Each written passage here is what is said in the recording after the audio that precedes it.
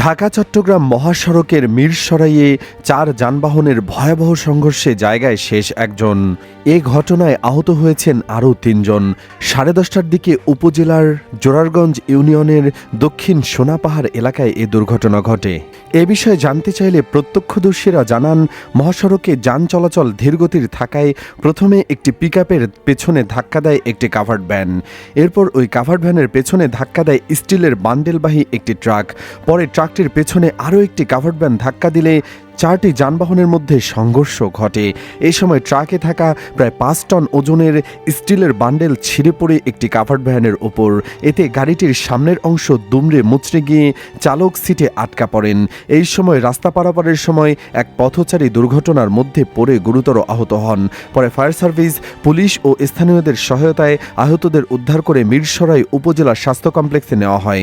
সেখানে প্রাথমিক চিকিৎসা শেষে গুরুতর আহত দুজনকে চট্টগ্রাম মেডিকেল কলেজ হাসপাতালে পাঠানো হয়।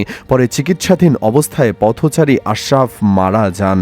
জোরারগঞ্জ হাইওয়ে থানার ভারপ্রাপ্ত কর্মকর্তা ওসি মোহাম্মদ জাকারিয়া জানান, জাতীয় জরুরি সেবা 999-এর খবরের উপর পুলিশ ঘটনাস্থলে পৌঁছে উদ্ধার কাজ চালায় এবং দুর্ঘটনা কবলিত যানবাহন সরিয়ে মহাসড়কে যান চলাচল স্বাভাবিক করে।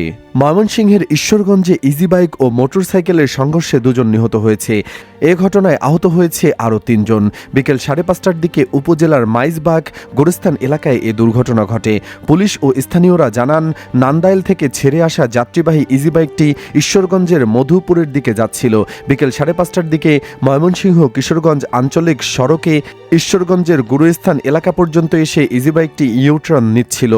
এ সময় নান্দাইল থেকে ছেড়ে আসা মোটরসাইকেল ইজি বাইকের সংঘর্ষ হয়। এতে সড়কে ছিটকে পড়ে ঘটনাস্থলেই মোটরসাইকেলের চালক জাহিদ ও ইজি বাইকের যাত্রী হাফিজ উদ্দিন জীবন হারায়। এ ঘটনায় ইজি বাইকের আরও 3 যাত্রী আহত হন। স্থানীয়রা তাদের উদ্ধার করে উপজেলা স্বাস্থ্য কমপ্লেক্সে পাঠিয়ে দেন। দর্শক, মোটরসাইকেলের অতিরিক্ত গতির কারণে বেশিরভাগ অ্যাক্সিডেন্ট হয়। আপনিও আমাদের সাথে একমত হলে কমেন্টে হ্যাঁ লিখে জানিয়ে দিন আপনার মূল্যবান মতামত। ভিডিওটি ভালো লাগলে লাইক দিন ও শেয়ার করুন এবং চ্যানেলটিতে নতুন হলে অবশ্যই সাবস্ক্রাইব করে সাথেই থাকুন। ধন্যবাদ।